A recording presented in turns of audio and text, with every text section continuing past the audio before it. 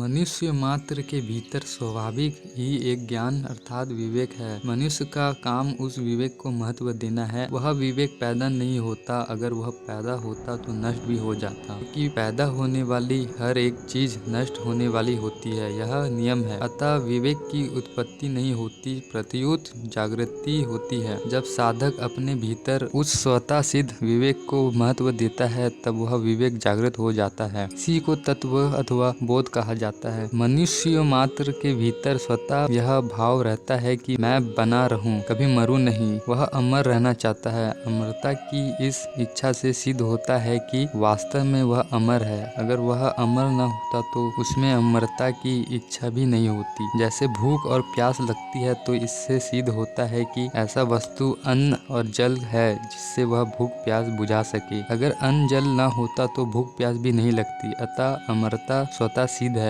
यह शंका होती है कि जो अमर है उसमें अमरता की इच्छा क्यों होती है। इसका समाधान है कि अमर होते हुए भी जब उसने अपने विवेक का तिरस्कार करके मरण धर्म शरीर के साथ अपने को एक मान लिया, अर्थात शरीर ही मैं हूँ ऐसा मान लिया, तब उसमें अमरता की इच्छा और मृत्यु का भय पैदा हो गया। मनुष्य को इस बात का विवेक है कि यह शरीर स्थूल है, सूक्ष्म तथा कारण शरीर है, मेरा असली स्वरूप नहीं है, प्रत्यक्ष रूप से बदलता है। बाल अवस्था में जैसा शरीर था वैसा आज नहीं है, और आज जैसा शरीर है वैसा आगे नहीं रहेगा, परंतु मैं वही हूँ, अर्थात बाल अवस्था में जो मैं था वही आज हूँ और आगे भी रहूंगा। अर्थात मैं शरीर से अलग हूँ और शरीर मेरे से अलग है, अर्थात मैं शरीर नहीं हूँ। यह सबके अनुभव की बात है। फिर भी अपने को शरीर से अलग ना मानकर शरीर के साथ एक मान लेना अपने विवेक का निरादर है, अपमान है, तिरस्कार है। साधक को अपने इस विवेक को महत्व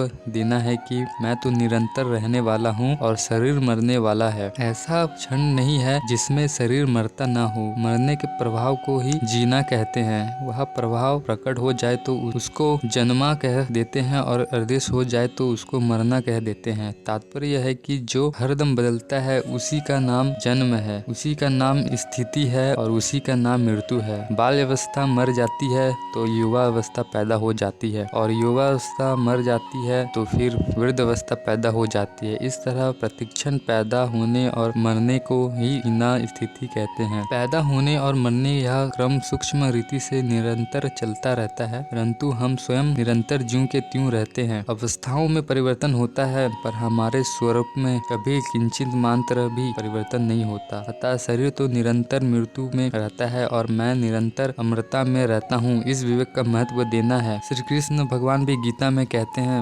मनुष्य जैसे पुराने कपड़ों को छोड़कर दूसरे नए कपड़े धारण कर लेता है, ऐसे ही ते ही पुराने शरीर को छोड़कर दूसरे नए शरीर में चला जाता है। जैसे पुराने कपड़ों को छोड़ने से हम मर नहीं जाते और नए कपड़ों को धारण करने से हम पैदा नहीं हो जाते, ऐसे ही पुराने शरीर को छोड़ने से हम मर नहीं जाते और नया शरीर धारण करने से हम पैदा नहीं हो जाते। तात्पर्य यह है कि शरीर मरता है, हम नहीं मरते। दोस्तों, अगर वीडियो अच्छा लगा तो लाइक कीजिए, सब्सक्राइब कीजिए। धन्यवाद।